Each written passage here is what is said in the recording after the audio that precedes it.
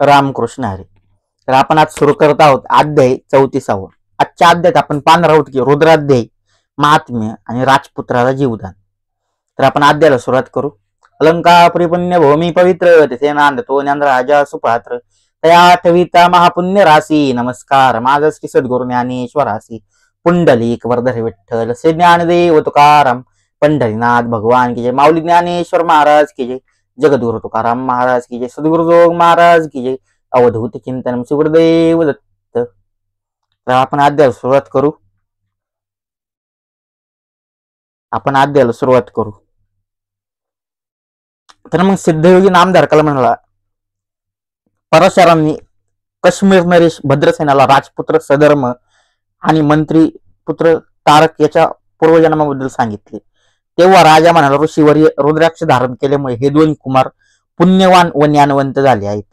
पण यांचा राजवैभव आणि भोगांबद्दल असलेली अनासक्ती पाहून माझ्या मनात त्यांच्या भविष्याबद्दल चिंता उत्पन्न झाली आहे. आपण त्रिकाल ज्ञानी आहात, तरी कृपा करून माझ्या मुलाचे भविष्य सांगावे. ते ऐकून पराशर गंभीर झाले. ते म्हणाले, राजा, तुझ्या मुलाचे भविष्य ऐकून तू दुःखी होशील. मी सत्य कसे सांगू? राजा म्हणला, आपण सांगा, माझी ऐकण्याची तयारी आहे. काही अनिष्ट घडणारा असेल तर आपल्या कृपाप्रसादाने व उपायाने ते नक्की टाळतील अशी माझी श्रद्धा आहे. पराशर म्हणाले, तर मग ऐक. तुझा पुत्र अल्पायुष्य असून त्याला 12 वर्ष इतकेच आयुष्य आहे. आता त्याच्या आयुष्याचे फक्त 7च दिवस उरले आहेत. 8व्या दिवशी त्याला मृत्यू येईल. तो धक्का राजाला सहन झाला नाही. तो दुःख वेगाने एकदम मूर्छित पडला, बेशुद्ध पडला, चक्कर आली, त्याने डोळे पांढरे केले. सावध झाल्यावर ऋषींचे पाय धरून तो रडू लागला. पत्नीलाही रडू आवडेना. दोघांनी ऋषींना कळकळून प्रार्थना केली, हे तपोनिधी, आम्ही तुम्हाला शरण आलो आहोत. आमच्यावर दया करा. मुलाला वाचविण्यासाठी काहीतरी मार्ग सांगा. पराशरांनी त्या दोघांचे सांत्वन केले व म्हणाले, राजा, भिवू नकोस. या संकटातून पार पाडण्यासाठी भगवान शंकरांना शरण जा. तो शंभू महादेव भक्तवत्सल असून दीनांचे रक्षण करणारा आहे. त्यांच्या कृपाप्रसादाने काळावरही मात करता येईल. तू त्यांची आराधना कर. त्यांच्या रुद्राध्याय रूपी प्रार्थनेचा सतत पाठ कर. उपनिषदांचे सार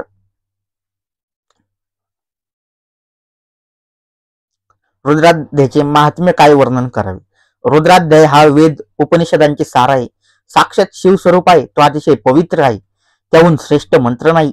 त्याच्या पठणाने चतुर्विध पुरुषार्थ साध्य होतात. तर पुरुषार्थ कोणते कोणते? धर्म, अर्थ, काम, मोक्ष हे 4ही पुरुषार्थ साध्य होतात. तपश्चर्या फलरूप होते. सर्व पातकांचा नाश होऊन मनुष्य निष्पाप होतो. रुद्राचा पाठ म्हणणाऱ्याच्या समोर यमदूत कधीच येत नाहीत. त्याला पाहून संकटे भीतीने पळून जातात. रुद्रपाठाने शिवाची प्रसन्नता लाभून जीवाची संसार बंधने तुटतात. इहपर कल्याण होते. अपमृत्यू टळतात. सर्वांचा ईश्वर असलेल्या त्या महादेवाने हा रुद्राध्याय प्रथम ब्रह्मदेवाला सांगितला. ब्रह्मदेवाने जगाच्या हितासाठी तो सप्तर्षींना दिला. त्याच्याकडून गुरु शिष्य परंपरेने तो भूलकी प्रगट झाला. राजा, तो मनुष्य रुद्राध्याय म्हणून शंकराला अभिषेक करतो, ज्याची पूजा करतो, त्याला परमशांती लाभते. त्याचे तेच बल, धृती, आयुष्य, आरोग्य, ज्ञान व पुण्य वृद्धिंगत होते. रुद्राभिषेकाचे जलतीर्थ म्हणून प्राशन करणाऱ्यांना पूर्वजन्मातील पातके आणि मृत्यू यांचे भय राहत नाही. हातून नकळत एखादे दुष्कृत्य घडल्यास रुद्रपाठ करून प्रायश्चित्त घ्यावे.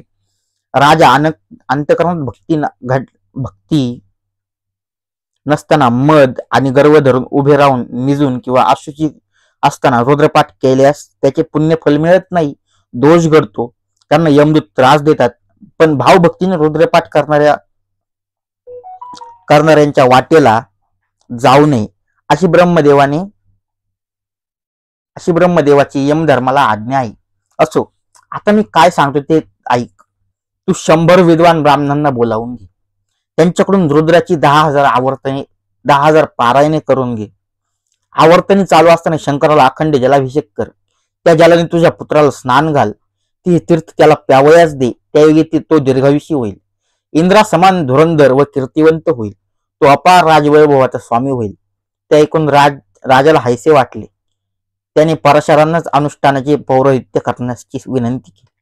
त्यांची संमती मिळाल्यावर राजाने 100 ब्राह्मणांना बोलावून घेतले. परशरांच्या मार्गदर्शनानुसार अनुष्ठानास विधिवत प्रारंभ केला. एका पुण्य वृक्षाखाली 100 कलशांची स्थापना करण्यात आली. राजाने संकल्प केल्यावर विप्रमंडळी आवर्तानाच बसली.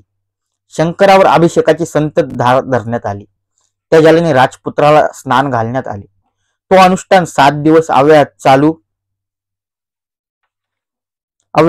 होते. 7व्या दिवशी अनुष्ठानादरम्यान राजपुत्राला अचानक मूर्छा आली. ते पाहताच परशरांनी त्याच्यावर अभिषेकाचे जल शिंपडले व रुद्रपाठ करणाऱ्या ब्राह्मणाने दिलेले मंत्र क्षता त्यावर टाकू लागले. त्यावेळी सूक्ष्म लोकात भयंकर दिसणारे यमदूत उपस्थित होते. ते राजपुत्राच्या रवळी येऊ शकले नाही. ते कुमारावर पाश टाकून त्याचा प्राण हरण करण्याचा आटोआट प्रयत्न करत होते. पण व्यर्थ तेवढ्यात हाती दंड घेतलेले अनेक तेजस्वी शिवदूत तेथे धावून आले. त्यांनी यमदूतांना मार देऊन पिळावून लावले. त्यामुळे राजपुत्र शुद्धीवर आला. परशरांनी संकट टळण्याचे ते ऐकून राजा राणीचा जीव भांड्यात पडला. राजाने अनुष्ठानाची विधीपूर्वक सांगता केली. नगरात मोठा आनंदोत्सव केला. सर्व ब्राह्मणांना भोजन, तांबूल व अपार दक्षिणा देऊन संतुष्ट केले. मग वैभव संपन्न राजसभेचे आयोजन करून महर्षी परशरांचा मोठा सन्मान केला. त्या समयी अचानक नारदांचे आगमन झाले. त्यांना पाहून सभाजनांना आनंद झाला. राजा स्वतः त्यांना सामोरे गेला. त्यांची पूजा केली. प्रारंभिक आदरातिथ्य करून झाल्यावर राजाने त्यांना विचारले, देवर्षी, आपण त्रिभुवनात संचार करता. येथे येण्यापूर्वी काही विशेष पाहिले असल्यास सांगावे. नारद म्हणाले, राजा, मी कैलासलोकी गेलो होतो. तेथे यम वीरभद्राला जाब विचारण्यासाठी आला होता. तो संतापाने म्हणाला, हे काय चालले आहे? माझे दूत भद्रसेन राजाचा पुत्र सधर्मा याचे प्राण हरण करण्यासाठी गेले असताना शिवदूतांनी त्यांना मार देऊन का पळवून लावले? हा अन्याय नाही का? तेव्हा वीरभद्रही रागावला. तो म्हणाला, अन्याय कसला? राजा भद्रसेनाने रुद्रविधी केलाय, त्यामुळे त्याच्या पुत्राला 10,000 वर्षे आयुष्य लाभले आहे. हे तुला माहितीच नाही का?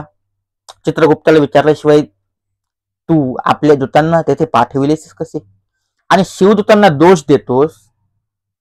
त्यांनी तुझ्या दूतांचा प्राण घेतला नाही. हे तुझे भाग्य समज. मग त्यांनी चित्रगुप्ताला पाचारण करून वस्तुस्थिती विचारली असता तो म्हणाला, माझ्यापाशी राजपुत्राच्या नावापुढे आधी 12 वर्षे आयुष्य लिहिले आहे. यापुढे 10,000 वर्षे आयुष्य अशी नोंद आहे. तेव्हा यमाचे समाधान झाले. वीरभद्राची क्षमा मागून तो निघून गेला. हे राजा, श्रीगुरु परशरांच्या कृपाप्रसादाने व रुद्रानुष्ठानाने पुण्यवर्धन होऊन तुझ्या पुत्राने मृत्यूला जिंकले आहे. आता काळजी नाही, त्याचा भविष्यकाळ उज्ज्वल आहे. हे ऐकून राजाचे अंतःकरण भरून आले. त्याने ब्रह्मर्षी नारद व महर्षी परशरांना कृतज्ञतेने नमस्कार केला. त्यांचे अभिवादन स्वीकारून दोघेही आपापल्या स्थानी परतले. सिद्ध म्हणाला, नामधारका, असा आहे गुरूंचा महिमा. रुद्राध्यायाचा महिमा. श्री गुरु नरसिंह सरस्वती स्वामी महाराजांनी दत्त विप्रला आणि त्याच्या पत्नीला रुद्राक्षे व रुद्राध्याय यांचे महात्म्य सविस्तर समजावून सांगितले. ते पुढे म्हणाले, हे ब्राह्मणा, तुझे पुन्हा जिवंत होणे रुद्राक्षांचा व रुद्रतीर्थाचा प्रभाव आहे. अध्याय 34वा समाप्त. लवकरच आपण अध्याय 35वा घेऊन येत आहोत.